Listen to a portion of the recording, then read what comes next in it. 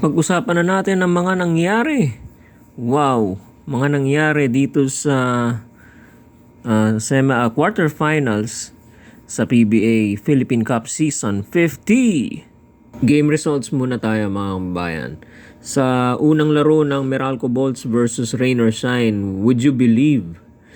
Meralco Bolts po ang nanalo 96-79. Ang best player po natin dyan, walang iba kundi si Jansen Rios. 12 points, 5 rebounds, 4 steals, and 3 out of 4 from the 3-point area. Namayagpag po si Jansen Rios sa tres, kaya naman nag-survive for another day itong Meralco Bolts laban dito sa Elasto Painters. Susunod nating laro, Chicken Templados Magnolia versus Tropang 5G TNT. Nanalo po ang Tropang 5G TNT Tropang 5G 118-109. Ang ating best player dito sa larong ito ay si Calvin Oftana, 25 points, 5 assists, and 5 out of 6 from the 3-point area. Sabi ko sa iyo puputok itong si Oftana. Okay? May pagkakataon na maganda ang laro. Lalaruin itong si Calvin Oftana. Kaya naman, ang TNT ay pasok na sa semifinals. At pinanood siguro nila yung laro ng Rain or Shine at saka Meralco. Naabangan nila kung sino mananalo doon at kanilang kakalabanin at kakaharapin. Okay, mga susunod pa mga laro, eto na. This one was a thriller. Overtime win by the Barangay Ginebra San Miguel Gin Kings, mga kabayan.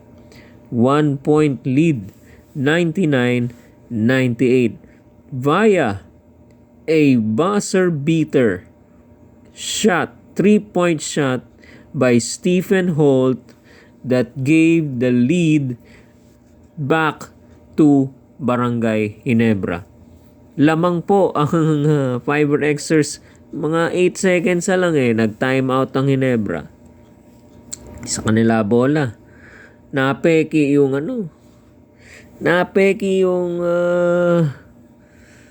mga players ng yung depensa ni Stephen Holt.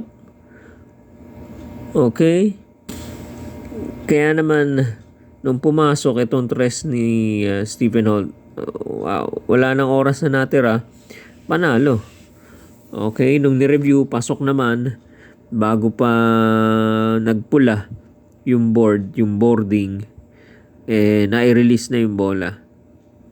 Okay, so panalo ang Barangay Ginebra over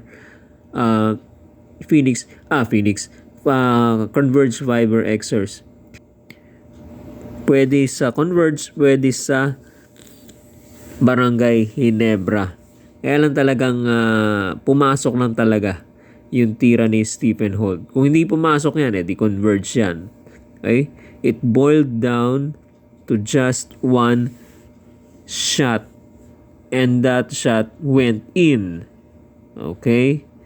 Kaya panalo po ang Barangay Ginebra. At dahil dyan, papasok na sa semifinals ang Barangay Ginebra. Muling magtatapat sa semifinals ang happy hour. San Miguel Beermen versus the Barangay Ginebra Gin Kings.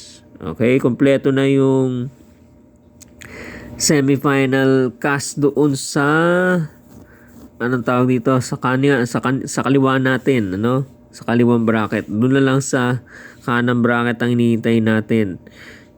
Okay?